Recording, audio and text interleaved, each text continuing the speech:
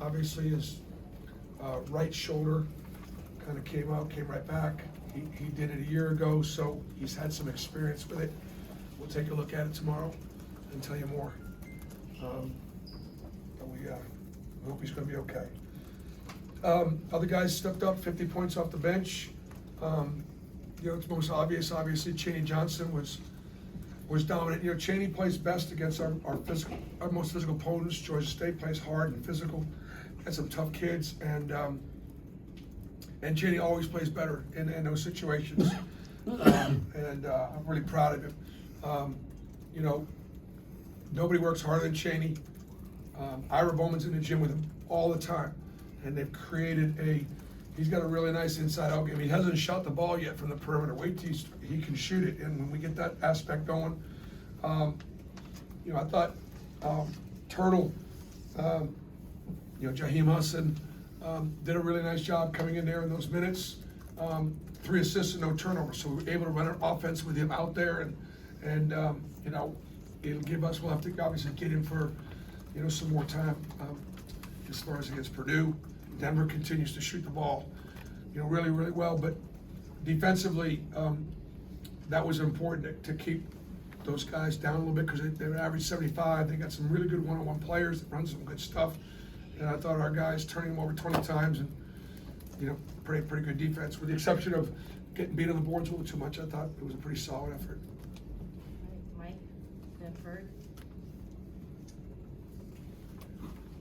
Coach, you guys rebounded pretty well without Janai in there. How will this affect your lineups moving forward if he's out for an extended period? Well, I don't know. Again, we'll figure it out. We'll know more tomorrow. But if he wouldn't be available, I'm sure Chaney Johnson would be moving in because Chaney could be starting this year very easily. And so it would affect certainly. You lose maybe one of the best players in college basketball, certainly a Player of the Year candidate. But again, we'll know a lot more tomorrow. Ferg and Peter. Bruce, their top 2 guards, 3 of 18 from the field, 0 of 7 from deep. I mean, this has kind of been a theme for y'all in the backcourt defensively, just holding those guys down. Just what was the key to slowing them down?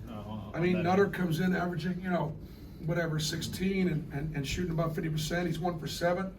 Tanari Lane, is a great 3-point shooter. I think combination of a little bit of our length, our guards.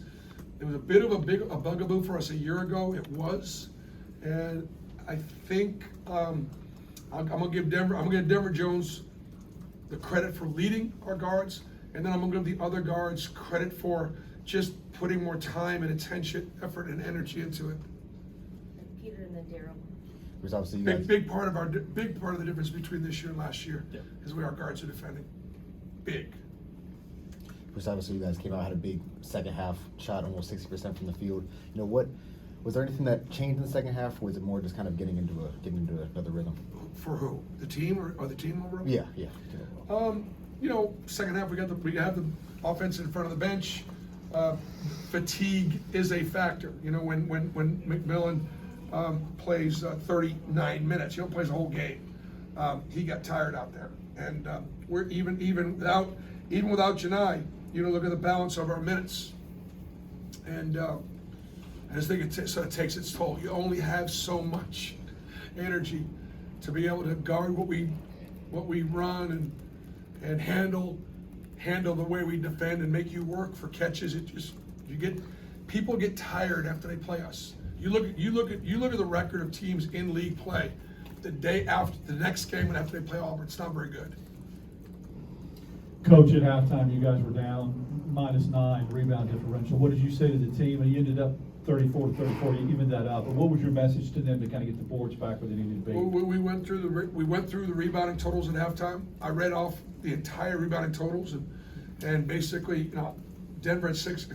Chaney had 6 rebounds, but everybody else was not really where they needed to be. And so we talked about what we needed to do and needed to stop passing on some physical plays.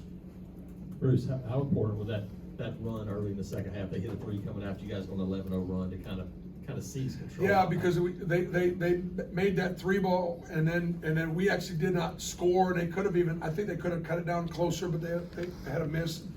Yeah, it would have given them a little bit of hope in the margin, but to have a 31-point spread in the second half, against a Sun Belt team that's gonna compete for that championship with Arkansas State and Troy and a couple other teams. It's you know, it's good.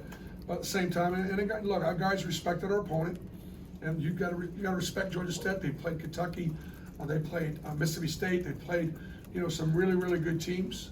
And we know a lot of those kids because those kids have been in my camp for years, and most of those kids are from Atlanta. We looked at all those guys at different times, whether it's coming out of high school, the transfer portal. I know some of their families, and they're, you know, they're at a really good spot at Georgia State. BMAT and Ferg. Bruce, I think we talked a week ago about Denver not having the score to really make an impact on the game, and then, of course, the next two games he comes out and really scores. Just what does that say about his ability to turn it up when he has to or needs to? I mean, don't you feel he's gonna make it every time he shoots it? I mean, and our guys have done a pretty good job of getting him open, setting good screens, and again, the offense has got, we got some guys that can shoot it, we got some guys that can set some pretty good screens. We'd like to, you know, and to score 100 points without our best player is great. But we talk about this all the time, and this is just for kids out there, just for kids. We all want our opportunity, and we all want to get our play calls. We all want the minutes in life. We all want certain things. God's got a plan for us, and you never know when it's going to be your time. We're all going to get our opportunity, but the question is, when you didn't get the opportunity that you wanted, when you wanted it, you didn't get it. What are you going to do? Are you going to stay right, and are you going to stay ready? Cheney Johnson's not starting. So what? Cheney Johnson's putting the work in. Don't have Janai. Who do we go to? Cheney Johnson. He delivers. Great example of staying right there. Didn't hear a word from him because we got the ball. We got the ball inside of Janai Broom over and over again. Got this ball inside of Cheney Johnson.